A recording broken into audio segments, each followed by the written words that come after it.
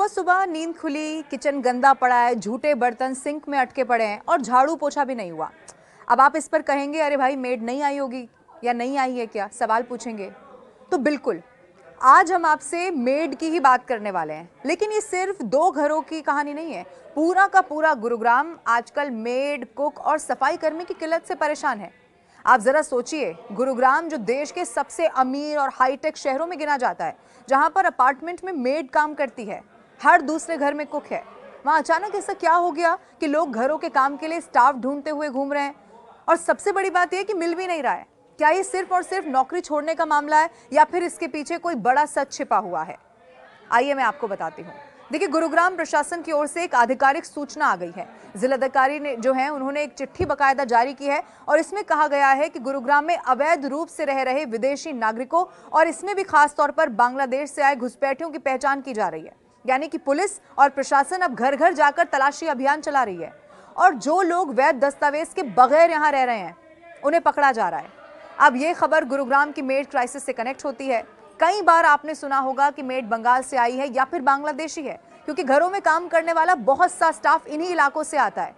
जब तक पुलिस ने गिरफ्तारी और जांच शुरू की तो बड़ी संख्या में मेड, सफाई कर्मी, कुक या तो गायब हो गए या फिर चुपचाप शहर छोड़कर चले गए।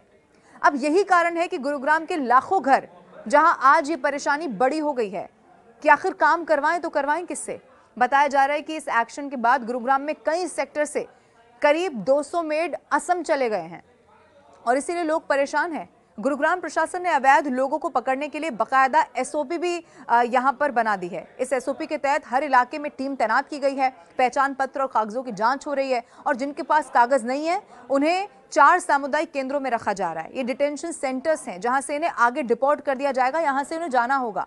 वैसे देखिए, इस तरह का तलाशी अभियान सिर्फ गुरुग्राम में नहीं है बल्कि देश के कई शहरों में चलाया जा रहा है। अलग अलग सूत्रों से आई खबरों के आधार पर हमने अवैध बांग्लादेशियों की धरपकड़ के लिए एक आंकड़ा तैयार कर लिया है। बीते 6 महीने में दिल्ली से 838 अवैध बांग्लादेशियों को डिपोर्ट किया गया।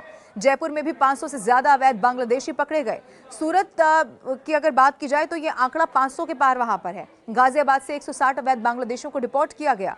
इसके कुछ और असर भी दिख रहे हैं। रिपोर्ट ये कहती है कि सेक्टर 103, पालम विहार, सेक्टर 56, 57 और सेक्टर 29 जैसे जो इलाके हैं वो कचरे की समस्या से जूझ रहे हैं। और जानते हैं क्यों? क्योंकि गार्बेज उठाने वाले लोग ही नहीं मिल रहे हैं, इसीलिए लोगों को खुद ही ट्रैक्टर ट्रॉली हायर करके सफाई करवानी पड़ रही है। बादशाहपुर में लेबर चौक पर भी इसी तरह के हजारों लोग इधर उधर श्रमिक का काम करने के लिए जमा होते हैं। अब लेबर चौक पर भी लोगों की संख्या में काफी कमी आ गई है।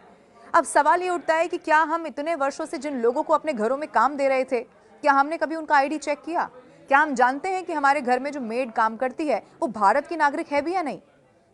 ये सिर्फ कानून का मसला नहीं है, इस सुरक्षा का मामला भी है, क्योंकि बगैर पहचाने, बिना रिकॉर्ड अगर हमारे घरों में कोई रोज आ जा रहा है तो आप सोचिए खतरा किस पर है।